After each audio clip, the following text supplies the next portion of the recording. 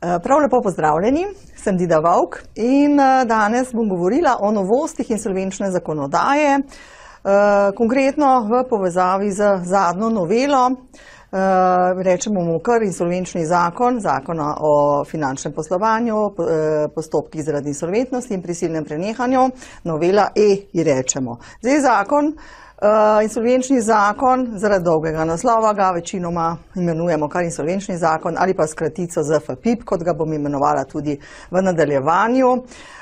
Ni več tako nov zakon, začel je veljati že v januarju 2008, ampak večina določb tistih pomembnejših oziroma glede insolvenčnih postopkov, stečajnih postopkov, postopka prisilne poravnave se je pričela uporabljati 1. oktobra 2008.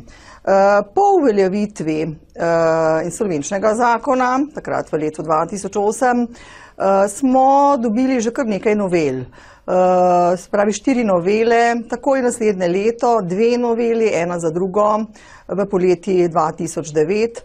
Zdaj novela A je bila malo obsežnejša, bile so narejeni par tudi redakcijskih popravkov, nekatere pomanjkljivosti ali pa nekatere nedoslednosti, ki so se pokazale v prvih mesecih uporabe. Novela B je zelo kratka novela, jaz ji rečem kar delavska novela. Spremenjen je bil postopek oziroma olajšan postopek in dokazovanje insolventnosti za predlagatelje delavce, kadar delavci predlagajo začetek stečajnega postopka. Novela C, spet daljša zgodba, obsežnejša novela, lahko jo primerjamo s to zadnjo, ki je predmet današnje predstavitve. Za novelo C dobimo na primer zbornico upraviteljev, ki jo prej nismo poznali.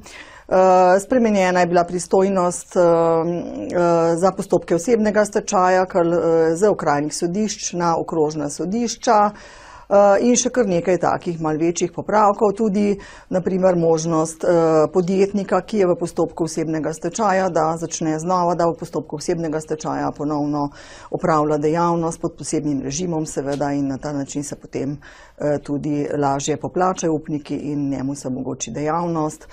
Novela D, zadnja novela pred to peto novelo, novelo E, je bila spet krajša. Bistvo te novele je bilo, se vsi menda spomnimo, omejitev ponudbe, se pravi, da mora v postopku prisilne poravnave dolžnik ponuditi upnikom najmanj 50% poplačilo v 4 letih. To je bila nekaj, pa še par, 2-3 drobni popravki.